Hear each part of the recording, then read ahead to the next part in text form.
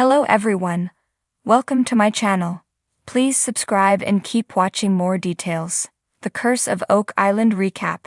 With the clock ticking, the team races to locate an original flood tunnel. This was yet another action-packed episode of The Curse of Oak Island. Dr. Spooner was back in the swamp, assessing the giant boulders unearthed by the paved area. His assessment: he couldn't find a natural reason for why the rocks were there, which means someone placed them there. Meanwhile, Laird Niven was at the home of Dan McGinnis. He thinks he's found a trap door, which could lead to a secret basement that could be hiding untold treasures. Also, we got the results back from the testing of last week's artifact. It appears to have originated from the Eastern Mediterranean, which caused Gary Drayton to become excited about Templar Knights again. The artifact was also found to contain mercury, which led the guys to once again theorize about Sir Francis Bacon's links to the island. It is known that Bacon experimented with mercury, and some experts believe he may have buried treasure there. The cofferdom at Smith's Cove needs to be removed. However, the main focus of this week's episode was a race against the clock. The cofferdom, which has been in place at Smith Cove for 2 years now, needed to be removed.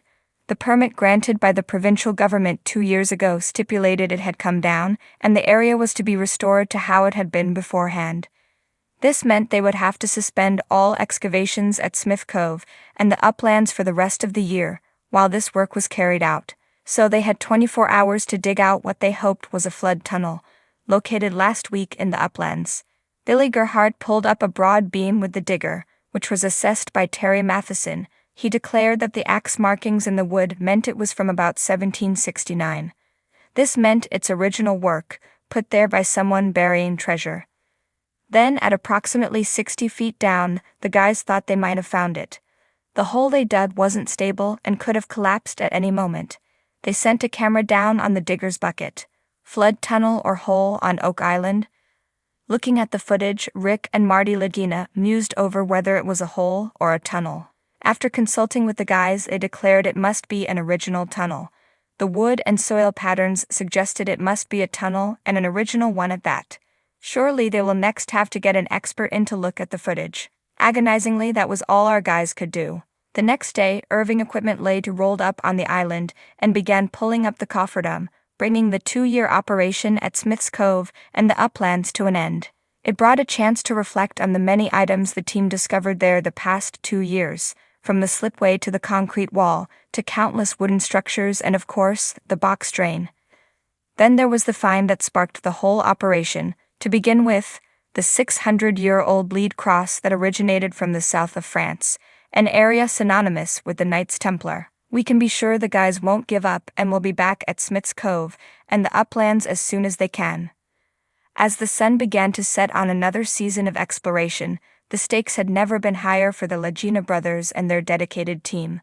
With years of research, digging, and countless obstacles behind them, the team felt the weight of time pressing down. Every second counted.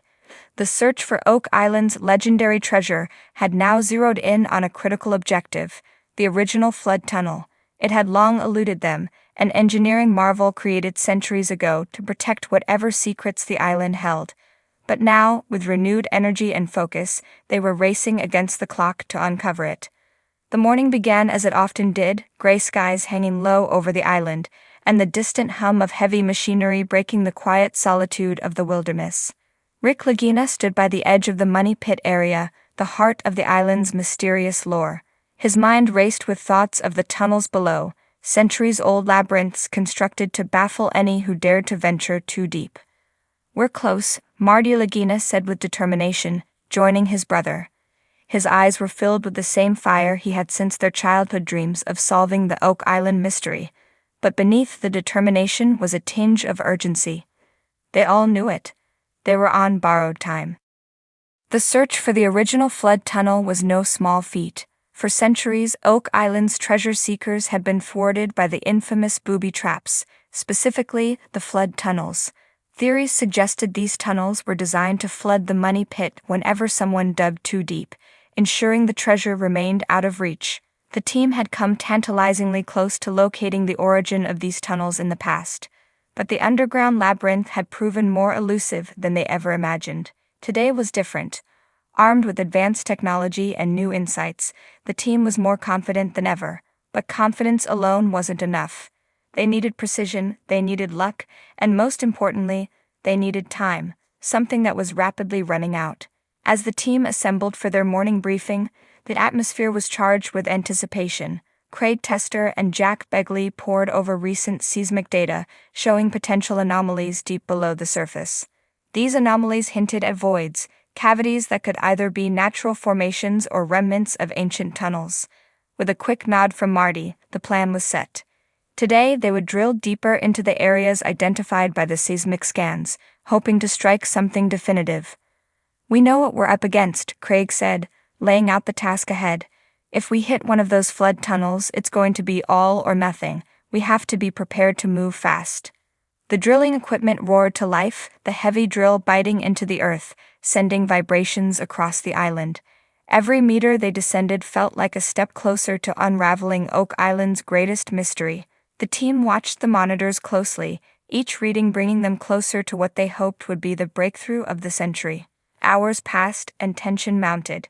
The first few drill sites yielded little more than water and dirt. Nothing unusual, but on the third site, something changed. "Hold on, we're getting something here," one of the drill operators said, his voice rising above the noise.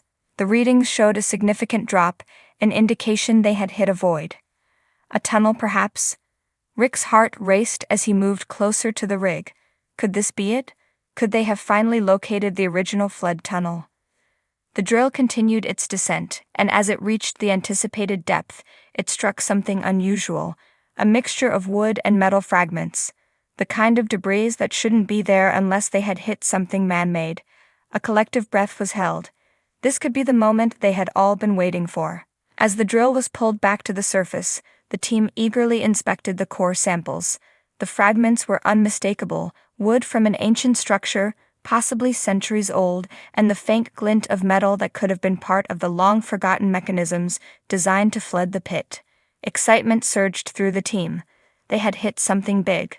But with that discovery came the next challenge, determining whether this tunnel led to the money pit, or was simply another decoy, a part of Oak Island's intricate system of traps and false leads.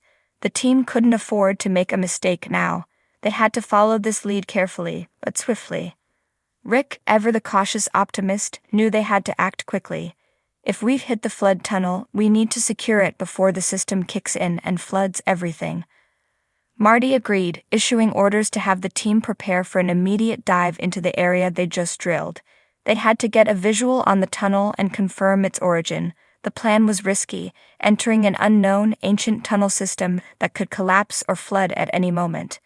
But if they were ever going to find the original flood tunnel, they had to take that risk. Divers were prepped, and the team worked with precision and speed. The sun had begun its slow descent into the horizon by the time the first diver descended into the drilled shaft.